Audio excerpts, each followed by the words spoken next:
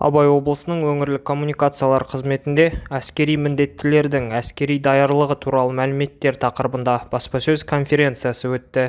Отырыс барысында Абай облысының қорғаныс істері департаменті бастығының бірінші орынбасары полковник Қайрат Өмірзақұлы 2024 жылдың жазғы маусымында әскери жиындарға әскери міндеттілер, яғни әскери есепте тұрған және әскери есепте тұрудың шекті жасынан запаста болатын Қазақстан Республикасының азаматтары шақырылатындығын мәлімдеді.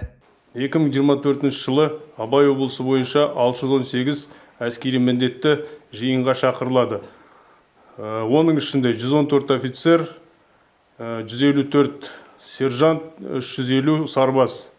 Әскери жиындарға шақырылатын санның ұлғайту, қарулы күштердің жауынгерлік әзірлігін арттыруға және азаматтарды өзінің әскери есептік мамандықтары бойынша даярлау жөнінде проблемаларды шешуге бағытталған.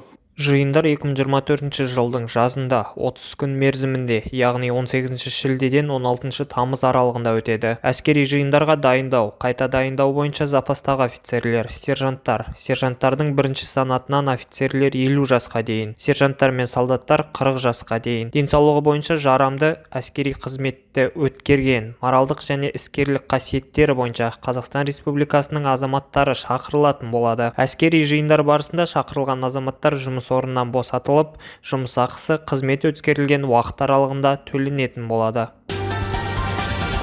Жаңасемей ауданының Шүлбі кентінде мөлдір бұлақ апталығы ертіс достық өзені акциясымен басталды. Аудан басшылығы кент тұрғындары, үкіметтік емес ұйымдар, ұлттық орталықтар, жастар мен мектеп түлектері, мекемелер қызметкерлері мен зиялы қауым өкілдері, жалпы 300-ден астам адам қатысқан іс-шарада кент көшелері мен ертіс өзенінің жағалауы тазартылды. Сенбілік барысында 5 тоннаға жуық қоқыс шығарылды. Бұл күні 200-ден астам ағаш көшеттері де отырғызылды. Ел көлемінде өтіп жатқан экологиялық акцияға аягөз өңірінің жастары да белсенді қатысуда. Мөлдір бұлақ апталығы аясында аялаған аягөз тақырыбымен сенбілік ұйымдастырылып, өзен жағасы тазартылды. Екі техниканың көмегімен жағалаудан 10 тонна күл қоқыс шығарылды. Мөлдір бұлақ апталығы аясында барлық ауылдық округтерде де өзендердің жағалаулары қоқыстан тазартылуда. Радулиха ауданында өткен акция барысында Жерневка ауылдық округінің аумағында орналасқан Шүлбі су қоймасының жағалауы тазартылды. Акцияға 200-ге жуық адам қатысты. Нәтижесінде 15 текше метр қоқыс шығарылды. Экологиялық акция су қоймасы аумағының тазалық жағдайын едәуір жақсартуға мүмкіндік береді. Жар ауданында экологиялық іс-шараға 150-ден астам адам белсенділік танытып, туған өлкенің тазалығын сақтауға өз үлесін қосты. Ауыл тұрғындары әрі еңбек ардагері Амангелді Оспанов Таза Қазақстан акциясын оң бастама деп есептейтінін жеткізді. Ауданда барлығы 50-ден астам ірі және кіші бұлақ өзендері бар. Мөлдір бұлақ апталығы аясында бұлақ өзендерін тазалау жұмыстары жалғаса береді. Абай ауданы Көкбай ауылында Көкбай Жанатайұлы атындағы орта мектепте Ұлы Отан соғысының ардагері Қуантқан Иманғалиұлы атындағы акт залының заман талабына сай абаттандырылуына орай ашылу салтанаты өтті. Шараға аудан әкімі Мейіржан Серікболсынұлы, ауыл әкімі Шәріпқазы Жалқайдар, Қуантқан Иманғалиұлының ұрпақтары мен мектеп ұжымы, ауыл тұрғындары қатысты. Қуантқан Иманғалиұлы 1926 жылы Семей облысы Абай ауданы Мұқыр ауылында дүниеге келген.